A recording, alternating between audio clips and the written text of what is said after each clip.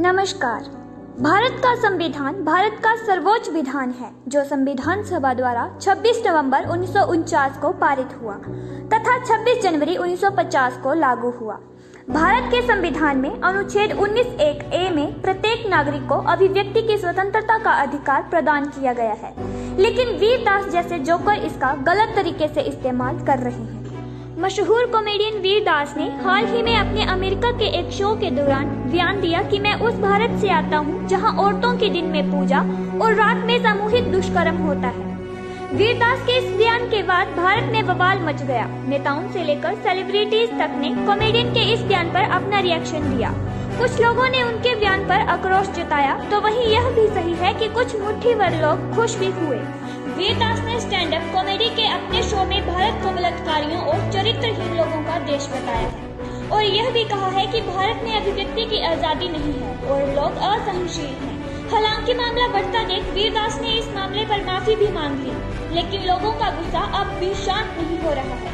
Twitter में वीर दास को लोगों ने काफी खरी खोटी सुनाई।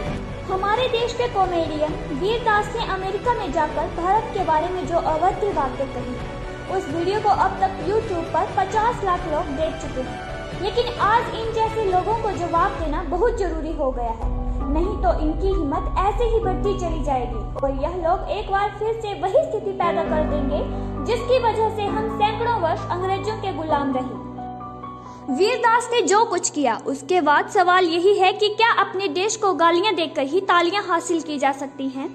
हम जानते हैं कि हर कलाकार को तालियों का बहुत शौक होता है, लेकिन क्या तालियों की गड़गड़ाहट के लिए अपने देश को नीलाम करना जरूरी है? क्या अपने देश का मजाक उड़ाकर ही कॉमेडी की जा सकती है? क्या अपने देश की आलोचना करके ही लोकप्रियता पाई जा सकती है? क्या YouTube पर अपने व्यूज बढ़ाने का यही एक अकेला रास्ता है? आज से 128 वर्ष पहले स्वामी विवेकानंद अमेरिका गए थे और उन्होंने शिकागो विश्व धर्म संसद में अपना भाषण दिया था। तब उन्होंने अपने भाषण की शुरुआत में जैसे ही यह कहा कि अमेरिका के मेरे भाइयों और बहनों, वैसे ही उस हॉल में मौजूद 7000 लोग अपनी जगह पर खड़े होकर 2 मिनट तक लगातार तालियां बजाते रहे। अपने भाषण में स्वामी विवेकानंद ने कहा था कि मुझे गर्व है कि मैं उस धर्म से हूँ जिसने दुनिया को सहनशीलता का पाठ पढ़ाया है। उन्होंने यह भी कहा कि मुझे गर्व है कि मैं उस देश से आता हूँ जिसने सभी देशों के सताए हुए लोगों को अपने यहाँ शरण दी। जब स्वामी विवेकानंद ने अपना भाषण समाप्त किया तब भी वहाँ मौजूद हजारों लोग बहुत देर तक तालियां बजाते रहे। भाषण के साथ स्वामी विवेकानंद दुनिया में भारत के सबसे बड़े ब्रांड एम्बेसडर बन गए। अमेरिका और पूरी दुनिया के लोग उनसे इतने प्रभावित हुए कि उन्होंने उसी कार्यक्रम में 5 बार उनको भाषण देने के लिए बुलाया और सब कुछ आज से 130 वर्ष पहले हुआ था। लेकिन आज उसी अमेरिका में जाकर 42 साल का एक भारतीय जो भारतीय फिल्मों में काम करता है, अपने आप को कॉमेडियन कहता है, भारत में रहकर भारत के लोगों से पैसा कमाता है, भारत में ही लोकप्रियता हासिल करता है और कहता है कि मैं उस देश से आता हूँ जिसमें महिलाओं के दिन में पूजा होती है और रात में उनका बलात्कार होता है। यह जोकर अमेरिका में जाकर यह सब इसलिए कहता है ताकि उसके सामने बैठे लोग तालियां बजाएं। हमें वीर दास की इन बातों पर तो नहीं, लेकिन उनकी सोच पर आज बहुत दया आती है, क्योंकि देश के सम्मान को ठेस पहुंचाने वाले इस चुटकुले पर, इस जोक पर वही हंस सकता है जिसमें जरा सी भी गैरत ना हो, जो भारत से नफरत करता हो। हम ना ही स्वामी विवेकानंद और इस जोकर की तुलना कर रहे हैं और ना ही उनकी बराबरी कोई कर सकता है। स्वामी विवेकानंद महान थे। हम सिर्फ यह बताने की कोशिश कर रहे हैं कि स्वामी विवेकानंद के रूप में 30 वर्ष का एक युवा कैसे अमेरिका जाता है और भारत का ब्रांड एम्बेसडर बनता है।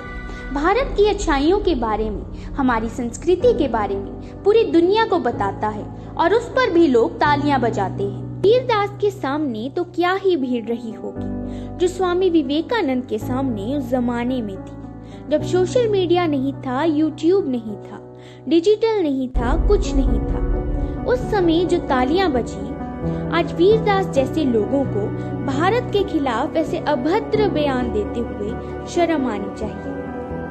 हम सिर्फ यह बताना चाहते हैं कि 128 साल पहले जब भारत को सांप और सपेरों का देश माना जाता था, जादू टोने का देश माना जाता था, तब विवेकानंद ने भारत को दुनिया के मंच में एक शानदार जगह दिलाई और विदेशियों को भारत का सम्मान करना सिखाया।